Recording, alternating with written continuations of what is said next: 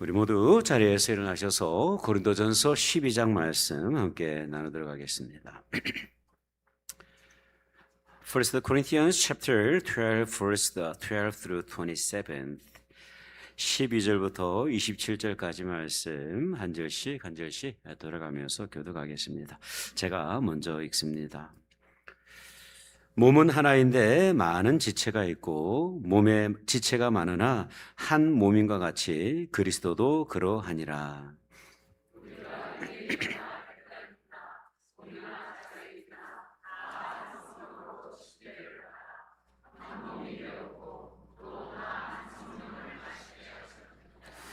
몸은 한 지체뿐만 아니요 여럿이니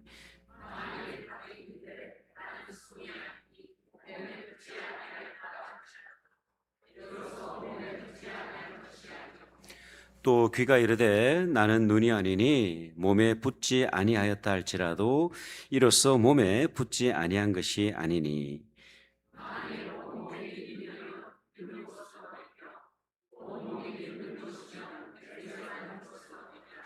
그러나 이제 하나님이 그 원하시는 대로 지체를 각각 몸에 두셨으니 이제 지체는 많으나 몸은 하나라.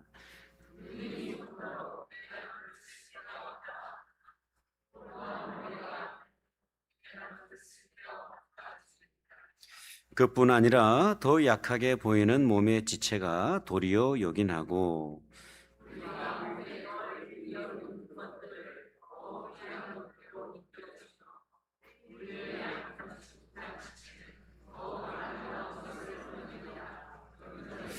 우리의 아름다운 지체는 그럴 필요가 없느니라. 오직 하나님이 몸을 고르게 하여 부족한 지체에게 귀중함을 더하사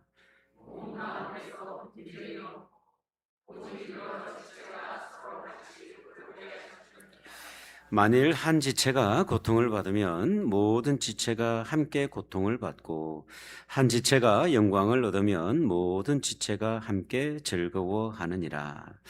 너희는 그리스도의 몸이요 지체의 각 부분이라. 아멘. 자리에 앉으시겠습니다. 하나님의 은혜와 또 교회의 배려로 안식일을 이렇게 감사하게 잘 마치고 돌아왔습니다. 그동안 이렇게 기다려주시고 또 기도해주신 모든 성도님들에게 마음 깊이 감사의 마음을 전합니다. 이번에 한국을 방문하면서 여러 가지 좀 숙제가 있었는데요. 그 중에 하나가 무엇이었냐면 종합 건강검진을 받는 것이었습니다. 늘 그렇지만 이 검사를 받을 때는 좀 막연한 두려움이 찾아오는 것 같아요. 혹시 내 안에 뭔가 잘못된 것이 있으면 어떻게 하나 하는 그런 두려움이 있는 것이죠. 감사하게도 큰 문제는 없었던 것 같습니다. 하지만 관리해야 하고 치료해야 될 여러 가지 문제가 발견이 되었는데요.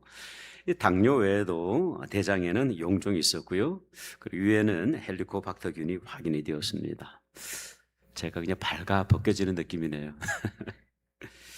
다행히 용종은 검사 과정에서 제거가 되었고 이 헬리코박터 균도 약을 복용하면서 치료를 할 수가 있었습니다. 겉으로는 건강해 보였지만 그런데 자세히 살펴보니까 치료해야 될 여러 가지 부분들이 있었던 것을 보게 되었어요.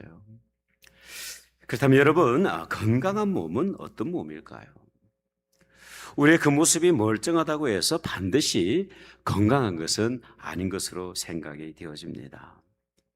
겉으로 아무런 문제가 없어 보여도 몸속 어느 한 기관이 제 기능을 하지 못하고 있다고 한다면 결코 건강한 몸이라고 이야기할 수가 없을 거예요. 교회도 마찬가지입니다. 여러분, 교인 수가 많다고 해서 반드시 건강한 교회는 아니에요. 교회가 좋은 건물을 소유하고 있다고 해서, 교회가 다양한 프로그램을 가지고 있다고 해서, 그리고 교회가 재정이 풍부하다고 해서 절로 건강한 교회가 되는 것이 아닙니다. 건강한 교회는 무엇이냐면 교회의 주인 되시고 머리 되신 예수 그리스도를 온전히 모시며 살아가는 교회예요. 모든 성도가 한 몸을 이루고 각자에게 주어진 그 역할을 충실히 감당하면서 서로의 기쁨과 슬픔을 함께 나누는 공동체입니다. 여러분, 고린도 교회는 은사가 풍성한 교회였어요. 재능이 많은 교회, 잠재력이 있는 교회였어요. 이 고린도전서 12장 앞부분을 보면요, 이 교회 안에 얼마나 다양한 은사들이 있었는가를 쭉 확인할 수가 있었는데요. 근데 여러분, 이 교회가 은사가 풍성하다고 해서 건강한 교회였을까요? 아니에요. 이 고린도 교회 성도들은요, 자신이 받은 은사를 자랑하기도 했고, 자신이 받은 그 은사를 다른 사람의 은사와 비교하기도 했고, 어떤 사람들은 자신이 받은 은사 때문에 우울감에 빠지기도 했고, 어떤 사람은 자그만 그 은사로 인해서 열등감에 빠지기도 했어요. 이러한 고린도 교회를 향해서 사도 바울은 이 교회를 사람의 몸에 비유하면서 건강한 교회의 모습, 성경적인 교회의 모습이 무엇인지 오늘 본문을 통해서 쭉 말씀을 하고 있어요. 여러분, 2026년 한 해 동안 우리 교회는 어떤 고민이 있냐면, 어떻게 하면 건강한 교회, 성경적인 교회를 세워갈 수 있을까 진지하게 고민을 하고 있습니다. 이를 위해서 여러분들은 알지 못하지만 미래를 준비하는 이 모임에서 오랜 시간 동안 논의하고 기도하며 머리를 맞대고 있어요. 그렇다면 여러분, 우리의 고민이자 기도 제목인 이 건강한 교회는 어떻게 세워질 수가 있을까요? 말씀으로 들어가 보기를 원합니다. 가장 먼저 건강한 교회는 어떤 교회냐면 예수 그리스도 안에서 하나됨을 지켜가는 교회입니다. 여러분, 우리 다 같이 12절의 말씀을 함께 크게 한번 읽어봅시다. 시작. 몸은 하나인데 많은 지체가 있고 몸에 지체가 많으나 한 몸인과 같이 그리스도도 그러하니라. 아멘. 여러분, 우리 몸에는 많은 지체들이 있어요. 그죠? 눈과 귀가 있고 손과 발이 있어요. 이 외에도 여러 다양한 지체들이 있습니다. 이 지체들은요, 각기 모양도 다르고 그 기능도 달라요. 그런데 한 가지 중요한 것이 있는데 그것은 뭐냐면 한 몸으로 연결되어 있다는 사실입니다. 교회도 마찬가지예요. 여러분, 교회 안에는 서로 다른 사람들이 각기 그렇게 모여 있습니다. 성장 배경도 다르고요, 성격도 다르고. 제가 목회를 하면서 참 느끼는 게 뭐냐면 이 교회 안에 참으로 다양한 성품과 생각을 가지신 분들이 함께 어우러져 있다는 거예요. 출신 배경도 달라요. 교단적인 배경도 달라요. 신앙적인 가치관도 달라요. 성별도 다르고요. 사용하는 언어도 심지어 다른 분들이 있어요. 참으로 다양합니다. 그러나 우리는 예수 그리스도 안에 한 몸으로 모여 있다는 사실을 우리가 꼭 기억해야만 합니다. 특별히 이어지는 13절을 보면요, 우리가 어떻게 한 몸이 되었는가, 한 공동체가 되었는가, 한 교회가 되었는가를 사도 바울은요, 성경을 통해서 이렇게 설명을 해요. 13절의 말씀을 보세요. 우리가 유대인이나 헬라인이나 종이나 자유인이나 다 한 성령으로 침례를 받아 한 몸이 되었고 또 다 한 성령을 마시게 하셨다 말씀을 합니다. 여러분, 고린도전서가 기록되던 당시에 유대인과 헬라인 사이에는요, 큰 장벽이 있었어요.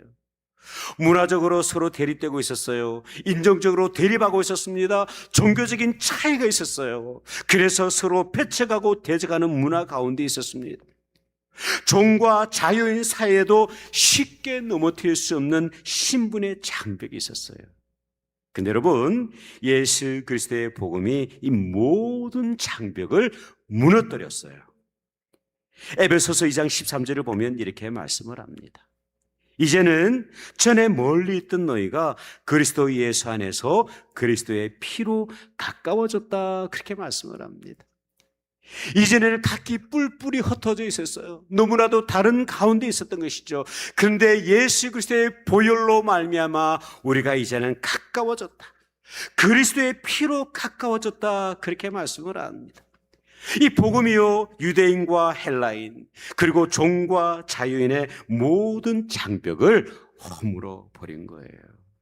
그러므로 건강한 교회는 어떤 교회냐면 하나님께서 이미 우리로 하여금 하나 되게 하신 이 하나됨을 소중히 여기고 힘써 지켜가는 공동체가 건강한 공동체입니다.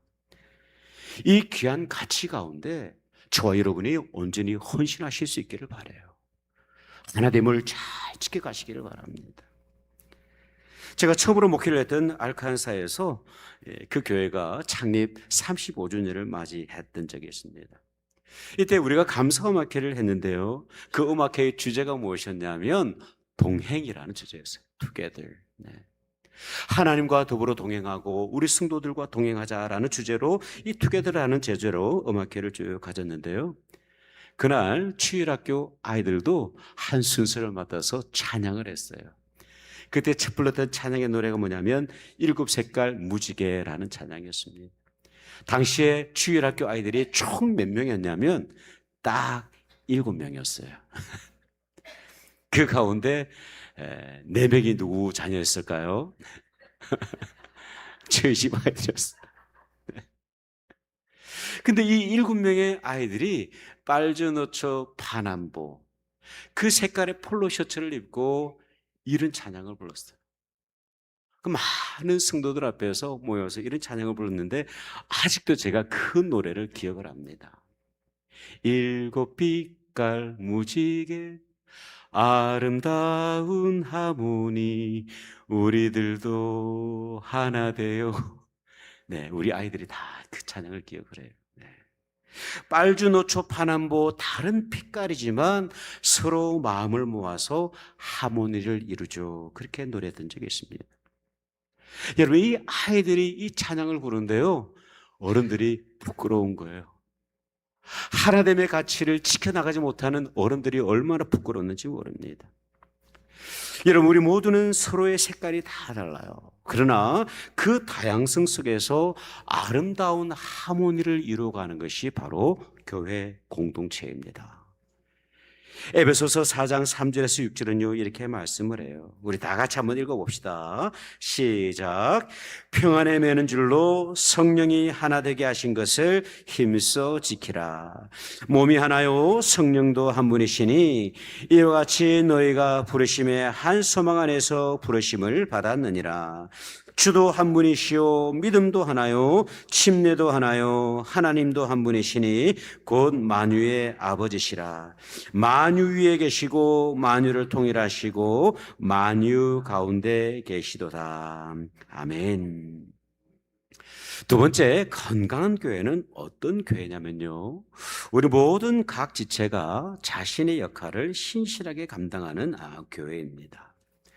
여러분, 이어지는 오늘 본문 14절, 17절도 우리가 함께 합독하도록 하죠. 시작. 몸은 한 지체뿐만 아니요 여럿이니 만일 발이 이르되 나는 손이 아니니 몸에 붙지 아니하였다 할지라도 이로써 몸에 붙지 아니한 것이 아니요 또 귀가 이르되 나는 눈이 아니니 몸에 붙지 아니하였다 할지라도 이로써 몸에 붙지 아니한 것이 아니니 만일 온 몸이 눈이면 듣는 곳은 어디며 온 몸이 듣는 곳이면 냄새 맡는 곳은 어디냐. 아멘.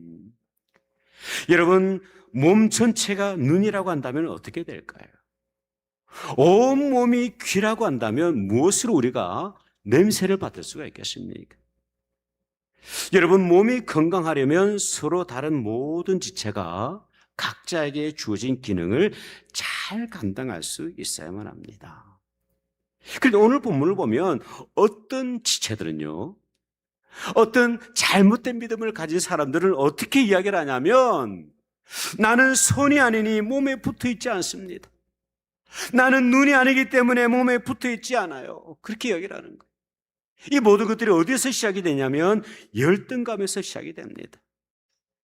다른 사람의 은사와 자신을 쭉 비교하면서 이렇게 생각을 하는 거예요. 나는 저 사람처럼 말을 잘하지 못합니다. 나는 저 사람처럼 찬양을 잘하지 못해요. 나에게는 하나님께 주신 은사가 없어요. 나는 할 줄 아는 게 아무것도 없어요. 여러분, 우리 교회도 이렇게 아주 겸손한 분들이 계십니다. 여러분, 이것은 성경적인 겸손이 아니에요. 하나님께서 내게 주신 그 은사와 자리를 우리 스스로 무가치하게 지극히 작게 여기는 거예요. 하나님께서는 소중하게 여기시는데 나는 그 은사를 무가치하게 여기고 있는 것이죠. 사도 바울은요, 이어전에 18절에서 분명히 선언합니다. 그러나 이제 하나님이 그 원하시는 대로 지체를 각각 몸에 두셨다, 그렇게 말씀을 합니다. 여러분, 우리가 교회의 지체가 된 것은요, 결코 우연이 아니에요. 하나님께서 자신의 뜻을 따라 우리를 이 그리스도의 몸인 교회 안에 각자의 기능을 감당하실 수 있도록 하나님께서 우리를 이곳으로 인도해 주신 거예요. 여러분, 교회는 말씀을 전하는 사람이 필요합니다. 찬양을 하는 사람도 필요하고요, 반주하는 사람도 필요하고, 미디어를 담당하시는 분도 필요해요. 하지만 눈에 잘 띄지 않는 자리에서 조용히 섬기는 사람들도 꼭 필요합니다. 주방 한쪽에서 묵묵히 말없이 양팔을 쓰는 사람이 필요할까요? 필요하지 않을까요? 필요해요. 사실 주방에서는요, 말없이 봉사하는 분들이 더욱더 필요한 곳입니다. 교회 안팎에서 버려진 쓰레기를 말없이 줍는 사람들이 필요할까요? 필요하지 않을까요? 필요해요. 저는 이런 분들이 그 누구보다도 소중하다고 정말 생각을 합니다. 이런 새벽 기도에 나오셔서 교회와 성도들을 위해서, 하나님의 나라를 위해서, 정말 저 오지에서 선교하시는 그 선교사님들을 위해서 눈물로 기도하는 분들도 필요해요. 여러분, 교회를 건강하게 만드는 것은 어떤 특별한 사람들의 특별한 능력이나 은사가 아닙니다. 모든 지체가 자신이 맡은 자리를 지키며 충성하는 거예요. 종종 우리는 교회를 어떻게 생각하냐면 식당처럼 생각을 할 때가 있습니다. 내가 원하는 것을 제공해주면 만족합니다. 반대로 내가 기대한 것에 미치지 못하면 막 불평을 해요. 그러나 여러분, 성경은 교회를 식당에 비유하지 않습니다. 뭘로 비유를 합니까? 몸에 비유를 하고 있어요. 식당에서는 손님이지만 몸에서는 뭐가 될까요? 각 역할을 감당하는 지체가 되는 거예요. 손님은 서비스를 받지만 지체는 어떻게 합니까? 몸을 위해서 자신을 희생하는 거예요. 손님은 떠나갈 수가 있지만 지체는요, 서로 연결이 되어서 함께 책임을 나누는 거예요. 지난해 10월 달에 그 교육부 목회자 세미나를 참여를 하면서 프로비던스 로드 아일랜드를 방문했던 적이 있습니다. 이곳에 가면 아주 우리 침례 교회는 교인들은 적어도 한번 방문해 봐야 될 중요한 교회가 하나가 있어요. 이 교회가 언제 세워졌냐면 1638년 로저 윌리엄스에서 세워졌습니다. 영국에서 청교도로 이 땅 가운데 오신 그 청교도, 그리고 정치인이자 침례교 목회자였던 로저 윌리엄스가 세운 교회인데요, 미국 최초의 침례교회예요. 약 400년이 된 역사를 가지고 있어요. 그 교회에 제가 친교실에서 쭉 내려갔는데 그 친교실에서 아주 특별한 인물을 알게 되었습니다. 그분의 이름이 뭐냐면 노아 웨슬리라고 하는 분이에요. 이분이 집사님인데 이분은 1882년부터 1928년까지 무려 46년 동안 교회 종을요, 아침, 점심, 저녁에 치던 분이에요. 46년 동안. 비가 오나 눈이 오나 한결같이 자신의 자리를 그렇게 지켰다고 합니다. 여러분, 400년의 역사 가운데 얼마나 많은 목회자들이 지나갔겠습니까? 얼마나 많은 목회자들이 지나갔겠어요. 그런데 그 교회는요, 그 목회자들을 기억하지 않아요. 이 46년 동안 한결같이 그 어려운 자리를 신실하게 지켰던 이 노아 웨슬리 집사님을 기억을 하고 계시더라고요. 참 놀라운 사실은 뭐냐면 이분이 주님의 품에 안기셨을 때에 그 교회의 역사 가운데 가장 많은 인파들이 그의 장례를 참여했다고 합니다. 여러분, 하나님께서 우리 각자에게 주신 은사가 무엇입니까? 하나님께서는 나를 어느 자리에 세워주셨습니까? 그 자리가 어떤 자리인가요? 하나님께서 내게 주신 그 귀한 자리에서 우리 모두가 신실하게 충성하시기를 축복합니다. 여러분, 건강한 교회는요, 특별한 몇 사람이 애써서 교회를 세워나가는 것이 아니라 우리 모든 각자 한 사람, 여기에는요 어린 아이들도 포함이 돼요. 청소년들도 있고요, 청년들도 있어요, 중년들도 있고 장년들도 있고 노년들도 있어요. 우리 모든 믿음의 지체들이 각자의 은사를 가지고 저마다의 사명을 감당해 나가는 것이 건강한 교회입니다. 마지막으로 건강한 교회는 어떤 교회냐면 서로를 귀하게 여기면서 돌보는 교회입니다. 앞선 본문에서 사도 바울은요, 일부 성도들이 가지고 있었던 그 영적인 열등감을 쭉 다루죠. 그런데 이어지는 본문에서는 이제는 우월감을 다루는 것을 볼 수가 있어요. 우리 다 같이 21절의 말씀을 함께 한번 읽어봅시다. 시작. 눈이 손들어 내가 너를 쓸 데가 없다 하거나 또한 머리가 발들어 내가 너를 쓸 데가 없다 하지 못하리라. 아멘. 여러분, 우리의 눈은 몸에서 아주 중요한 역할을 하지 않습니까? 그죠? 네. 하지만 이 눈이 손을 향해서 너는 필요 없는 지체야, 그렇게 이야기할 수가 있을까요? 없을까요? 머리도 우리 몸에서 참 중요한 역할을 합니다. 하지만 이 머리가 저 밑에 있는 발을 향해서 야, 너 없이도 우리는 괜찮아, 그렇게 이야기할 수가 있을까요? 마찬가지로 교회 안에서는요, 그 누구도 다른 누군가를 이야기를 할 때 당신은 무익한 존재입니다 라고 말할 수가 없어요. 여러분, 직분이 있다고 해서 더 중요한 성도가 아닙니다. 직분이 없다고 해서 덜 중요한 성도도 아니에요. 오히려 이어지는 본문을 보면요, 사도 바울은 이렇게 권변을 하고 있어요. 22절과 23절을 보세요. 그뿐 아니라 더 약하게 보이는 몸의 지체가 도리어 요긴하고 우리가 몸에 덜 귀히 여기는 그것들을 더 귀한 것들로 입혀주며 우리의 아름답지 못한 지체는 더욱 아름다운 것을 얻는다 말씀을 합니다. 여러분, 여기서 우리가 꼭 주목해야 될 표현이 있는데, 약하게 보이는 몸의 지체라는 표현이에요. 약하게 보이는 몸의 지체. 약하게 보이지만 역설적으로 무슨 의미를 가지고 있을까요? 사람들은 약하다, 무익하다 그렇게 이야기를 하지만 역설적으로 그 존재가 하나님 앞에서 거룩하고 존귀하다, 그렇게 말씀을 하고 있는 거예요. 여러분, 우리 몸 안에는 심장이나 폐와 같은 기관은요, 겉으로 잘 드러나질 않아요. 근데 여러분, 이 심장과 폐가 제 기능을 하지 못하면 어떻게 됩니까? 생명을 잃어버리는 거예요. 교회도 마찬가지입니다. 아무도 알아주지 않는 자리에서 묵묵히 기도하고 섬기는 분들이 있어요. 세월이 오르면서 육신도 연약해지고 예전처럼 봉사할 힘도 에너지도 없지만, 그런데 그 존재만으로도 이 공동체 가운데 사랑과 기도의 기회를 제공해 주는 성도님들이 있어요. 참으로 귀한 분들입니다. 사랑의 사람의 눈에는 작아 보일지 몰라도 하나님의 시선 가운데는 이들을 없어서는 안 될 존귀한 존재로 여기신다, 그렇게 말씀을 하고 있어요. 그리고 이어지는 말씀 속에서 하나님께서 이런 다양한 지체를 한 몸으로 세우신 목적에 대해서 이렇게 말씀을 해요. 우리 다 같이 25절에서 27절의 말씀을 함께 한번 읽어봅시다. 시작. 몸 가운데서 분쟁이 없고 오직 여러 지체가 서로 같이 돌보게 하셨느니라.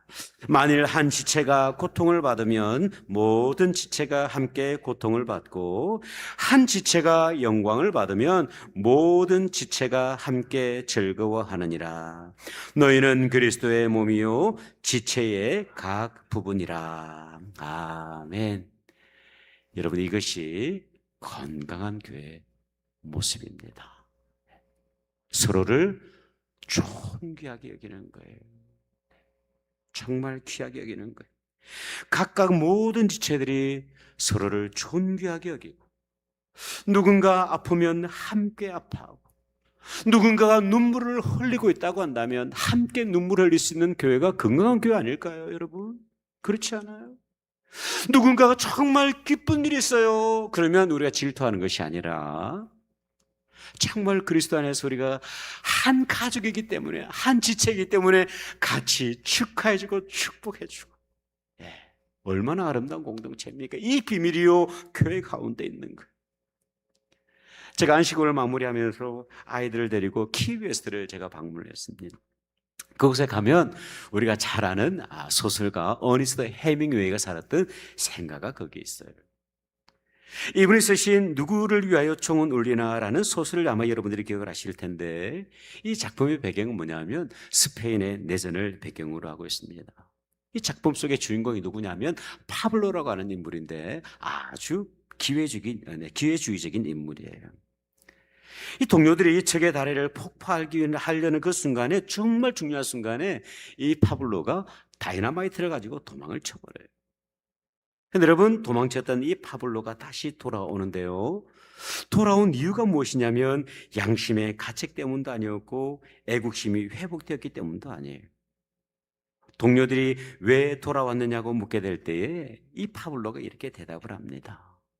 내가 이 공동체를 떠나고 보니 참으로 고독했습니다 라는 고백을 해요. 이 작가는요, 인간이 결코 홀로 살아갈 수 없는 존재임을 이 작품을 통해서 우회적으로 말하고 있는 거예요. 저는 이것이 교회의 모습이라고 생각이 되어집니다. 불완전한 인생이 돌아올 수 있는 곳, 죄인 되었던 인생이 그리스도의 은혜 가운데서 다시 회복되어지는 곳, 그래서 그 하나됨을 지키기 위해서 몸부림치고 있는 것, 무엇보다도 서로를 귀하고 존귀하게 여기며 돌보는 곳, 그곳이 바로 교회 아니겠습니까? 여러분, 건강한 교회는요, 예수 그리스도를 머리로 모시고 하나됨을 지켜가는 교회입니다. 각자 맡은 자리에서 충성하고요, 지극히 작은 일이라도 충성하고 서로를 귀하게 여기며 함께 울고 함께 기뻐하는 교회예요. 왜 이것이 너무나도 하냐면 예수 그리스도께서 이 공동체의 하나됨을 위해서 십자가에서 죽으시고 피 흘리셨기 때문에 그래요. 그러므로 건강한 교회를 세운다는 것은 단순히 조직을 잘 관리하는 것이 아닙니다. 조직도 중요해요. 프로그램을 개발하는 것도 참 중요합니다만은 그것이 본질은 아니에요. 예수 그리스도께서 십자가로 이루신 그 하나됨을 우리 모두가 힘써 지켜나가는 것이죠. 저 여러분, 우리 모두가 이 그리스도를 머리로 모시고 각자의 자리에서 충성하며 또한 서로를 귀하게 돌아보는 그런 건강한 교회로 세워지시기를 주님의 이름으로 축복합니다. 기도하겠습니다.